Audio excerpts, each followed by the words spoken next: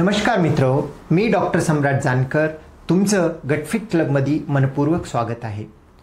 November महिना आपण piles awareness month म्हणून साजरा करत आहोत। रोज एक पाइल्सबद्दल व्हिडिओ आपण ह्या चॅनलवरती रिलीज करत आहोत आणि पाइल्स अवेअरनेस मंथच्या अनुषंगाने तुम्हाला पाइल्सबद्दल सर्व बाबीबद्दल डिस्कशन करत आहोत। आज अतिशय महत्त्वाची एक बाब आहे, तो म्हणजे टॉयलेट शौचास बसण्याची पद्धत आणि त्याचा पाइल्सशी काय रिलेशन आहे ह्याबद्दल आपण डिस्कस करणार आहोत।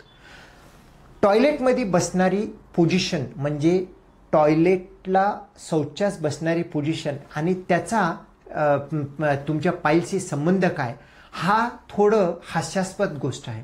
मित्रांनो, जर का आपण 25-30 वर्षाच्या अगोदर गेलं तर आपल्या प्रत्येकाच्या घरी इंडियन स्टाईल कमोड होतं, ज्यामध्ये आपल्याला खाली बसून मोशन करावं लागायचं आणि काही लोकांना गुडघेदुखी किंवा काही वयस्कर लोकांना त्रास व्हायचा। पण ज्या पद्धतीनं अर्बनायझेशन, ज्या पद्धतीनं शहरीकरण वाढलं तर सगळीकडे गेलं तर वेस्टर्न टॉयलेट आहे आणि आजकाल इवन खेड्यामध्ये देखील बरेच लोकांकडे वेस्टर्न टॉयलेट आहे आणि वेस्टर्न टॉयलेटला आपण एक डेव्हलपमेंटचा किंवा रिचनेसचा एक सिंबल म्हणून वापरायला चालू झालं। त्यामुळे आजारसुद्धा रिच लोकांमध्ये किंवा डेव्हलप देशांमध्ये जे आजार होते ते आजारसुद्धा आपल्याकडे खूप जास्त प्रमाणात बघायला भेटलं। हा होण्याचं कारण काय आहे? पाइल्स हा एक दिवस किंवा एका महिन्यामध्ये बनत नाही। पाइल्स बनण्यासाठी वर्षानुवर्ष आपण करणारे चुकींमुळे एखाद्याला पाइल्स होतो। पाइल्स होतो तर काय? पाइल्स म्हणजे गुदाशयामधले नसा सुजतात। ते का बरं सुजतात? आपण जास्त प्रेशर देतो मोशनला म्हणून सुजतात। मग असं का बरं वेस्टर्न टॉयलेटवरती होतं जर विचारलं, वेस्टर्न टॉयलेटवरती आपण बसतो ज्यामध्ये आपला जो काही गुदाशय आणि मलाशय हे दोन्ही एका ॲक्यूट अँगल म्हणजे एक लेवलला दोन्ही येत नाही, थोडंसं वाकडं राहतं। त्यामुळे मोशन पूर्ण ट्रॅव्हल करून गुदाशयामध्ये यावं लागतं आणि जो पेल्विक फ्लोअर म्हणतो आम्ही, तो पेल्विक फ्लोअर किंवा खालचे जे स्नायू असतात ते प्रॉपरली उघडत नाही। त्यामुळे जो काही व्यक्ती रोज वेस्टर्न टॉयलेट वापरतो त्याला थोडं प्रेशर द्यावं लागतं। जो मोशन किंवा मल इंडियन टॉयलेटवरती बसलं बिना प्रेशरचं देखील तो पास होऊ शकतो। त्याच उलट इंडियन टॉयलेटमध्ये ज्या वेळेला खाली बसलं जातं गुडघे फोल्ड करून आणि गुडघे टोंगळे जे आहेत छातीपर्यंत आलेले असतात, त्यामुळे काय होतं, तो एक नॅचरल म्हणजे नैसर्गिक मल विसर्जनाची पोझिशन आहे। त्यामध्ये काय होतं तर मलाशय आणि गुदाशय दोन्ही जो ह्या पद्धतीने असतं पूर्ण दोन्ही एका अँगलमध्ये येतात आणि पेल्विक फ्लोअर जो काही स्नायू आहेत ते रिलॅक्स होतात, ज्यामुळे मल जो आहे जास्त प्रेशर न देता स्वतः बाहेर रिलॅक्स होतो। आणि ही झाली पोझिशनची गोष्ट। पण त्याचसोबत आपला हा जो काही प्रक्रिया करायचं आहे, मलाशय गुदाशय कोऑर्डिनेट व्हायला पाहिजे आणि गेट ओपन व्हायला पाहिजे आणि वरतून प्रेशर यायला पाहिजे, ह्याला मेंदू खूप महत्त्वाचं काम करतो। मग जर का आता टॉयलेटमध्ये बसून मी मोबाईल बघतो, व्हॉट्सअप बघतो, सोशल मीडिया बघतो, सर्फिंग करतो, गुगल बघतो, न्यूजपेपर वाचतो किंवा पुस्तक देखील वाचतो, असं जर का केलं तर आपल्या मेंदूची संवेदना गुदाशय मलाशय सोबत कोऑर्डिनेट होत नाहीत। त्यामुळे काय होतं तर जो काही कोऑर्डिनेशन म्हणजे वरतून एखादा प्रेशर आलं, खालचा दरवाजा उघडायला पाहिजे ते उघडल्या नाही जात आणि तोच मोशन पास करण्यासाठी आपल्याला जास्त प्रेशर द्यावं लागतं।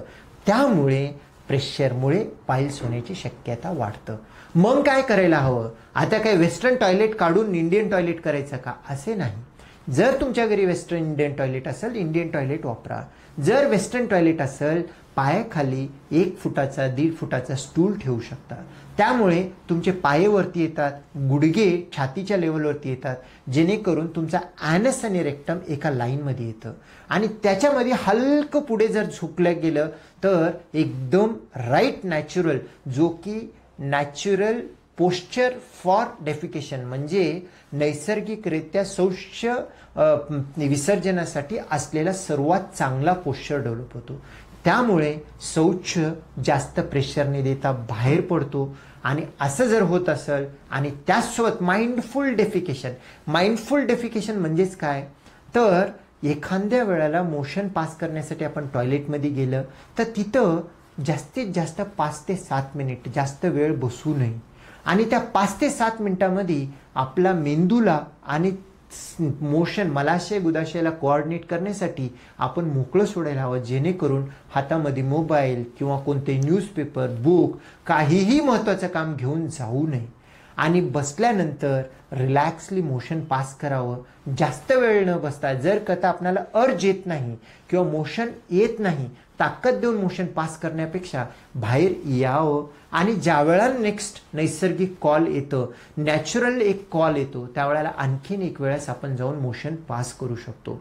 तुमच्या लाईफस्टाईलमध्ये जर कथा टॉयलेट हॅबिट चांगले असतील, म्हणजे इंडियन टॉयलेट किंवा वेस्टर्न टॉयलेट विथ स्टूल असं जर असेल, माइंडफुल तुम्ही डेफिकेशन करत असाल, सर्वात महत्त्वाचा नॅचरल अर्ज म्हणजे जेवल्यानंतर किंवा उठल्यानंतर जर का मोशन आलेलं असेल, काहीतरी मला महत्त्वाचं काम आहे, मीटिंग आहे किंवा काहीतरी महत्त्वाचं बोलायचं आहे म्हणून तो नॅचरल अर्जला अवॉइड करू नका.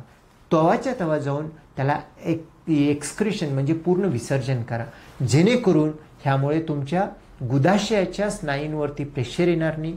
आणि गुदाशयाच्या स्नायूवरती प्रेशर नाही आलं तर पाईल्सपासून टळू शकते. आणि एखाद्याला पाईल झालेला असेल तरी सुद्धा ही छोटीशी गोष्ट तुम्ही तुमच्या दैनंदिन जीवनामध्ये चेंजेस करत असाल तर तुमचे जवळपास 70-80% गुदाशयाचे problem, piles, fissure, fistula, even colorectal polyp cancer देखील टळू शकतं. आणि हे गोष्ट तुम्ही अवलंबायला पाहिजे.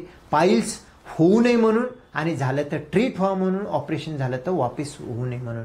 मित्रांनो, तुमचा टॉयलेटमध्ये बसण्याचा पोश्चर आणि पाईलचा संबंध ह्याबद्दल तुम्हाला बरंच काही कळालं असं मी गृहीत धरतो. आणि हे विषय तुम्हाला समजला असेल तर आमचा व्हिडिओ लाईक करा, शेअर करा आणि आमचा चॅनल गटफिट क्लब सबस्क्राईब करा. आणि न विसरता उद्या येणारा व्हिडिओ पाईल्सवरती बघणं विसरू नका. धन्यवाद.